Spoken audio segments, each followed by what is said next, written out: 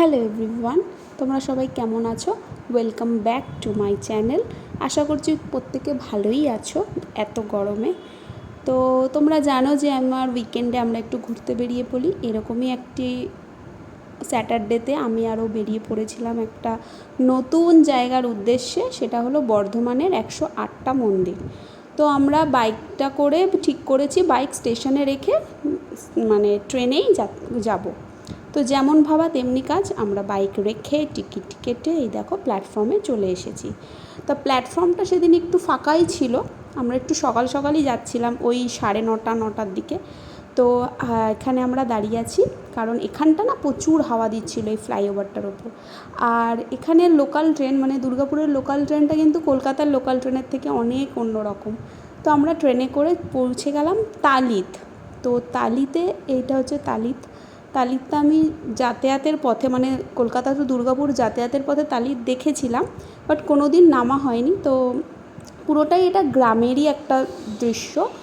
তো আমরা এখানে তালিতে নেমে ক্রস করে লাইন টোটো ধরার জন্য যাচ্ছি। আর সেদিন কিন্তু যেমনি মেঘলা ছিল তেমনি অস্বাভাবিক গরম ছিল। তো টোটোতে উঠে আমরা আশেপাশের দৃশ্য দেখতে দেখতে পৌঁছে গেলাম 108 শিবের মন্দির। তো এটা হচ্ছে মন্দিরের এন্ট্রান্স। এই যে বাদিকে যে যাচ্ছি ওখানে জুতো রেখে টিকিট নিতে হয় 2 টাকা দিয়ে। তো নিয়ে এখানে প্রবেশ করতে হয়। তো এখানে আমাদের হয়ে গেছে পুজো দেওয়া। এরপর আমরা হচ্ছে গিয়ে পুজো দিয়ে ঘুরছিলাম, কারণ এখানে প্রত্যেকটাই 108টা শিবের মন্দির রয়েছে। এইখানে হয়তো একটা ত্রিশূল পোতা ছিল, এই ত্রিশূলটার মধ্যে মানে এখানে কিছু একটা হয় হয়তো। আর এটা উপাচার মানে এখান থেকে সব জিনিস সামগ্রী পুজোর সব সামগ্রী নেওয়া হয়। আর ওইখানে অনেক লোক বসে থাকে। এখানে একটা বড় আম গাছ আছে, এখানটার ছাওয়াটা ছিল প্রচুর আর প্রচুর ঠান্ডা। আর ওই সাইডে যেখানে সুতো বাঁধার জায়গা ওখানে সুতো দিচ্ছিল, সেটা বেঁধে রাখা হয়। আর এখানে একটা জলাশয় টাইপের আছে যার ওপর এরম এগুলোকে মনে পদ্ম পাতা বলে, তার ওপর একটা ব্যাঙ উঠে বসেছিল। তো এইখানটা যে মন্দিরটা দেখলে ওখানেই পুজো হচ্ছিলো। এখানে তোমরা নিজের মতো করেও পুজো দিতে পারো, কোনো অসুবিধা নেই। এমন নেই যে পুরোহিত দিয়ে পুজো দিতে হবে, একটি জায়গায় একটি পুরোহিত বসা থাকে, সে পুজো করে দেয়।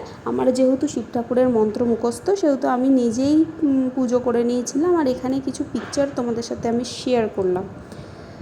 তো ওভারঅল পুরো ব্যাপারটাই খুব সুন্দর। আমরা ঘুরে দেখেছিলাম, মেঘলা ছিল, কিন্তু যেটা সবথেকে খারাপ সেটা হচ্ছে গিয়ে আমাদের প্রচণ্ড খিদে পেয়েছিলো। আর মন্দিরের লাগোয়া এই রেস্টুরেন্টটা ছিল, এখানে পুরো ভেজ পাওয়া যায়।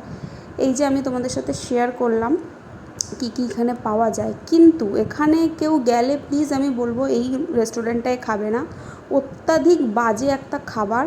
এই যে কচুরিগুলো দিয়েছে প্রচণ্ড বাজে, ক্রাঞ্চি, ভেতরে অয়েল অ্যাবজর্ব করছে, আমার খেয়ে পোষায়নি। তাই আমি বেরিয়ে আবার উল্টো দিকের দোকান থেকে চা আর বিস্কিট খেয়ে নিয়েছিলাম, কারণ তখন অলরেডি বেজে গেছে 12টা 12:30, আর আমরা তখনও নির্জলা উপোস ছিলাম। যাই হোক, সব কিছু করে আমরা আবার বাড়ি ফিরে আসলাম।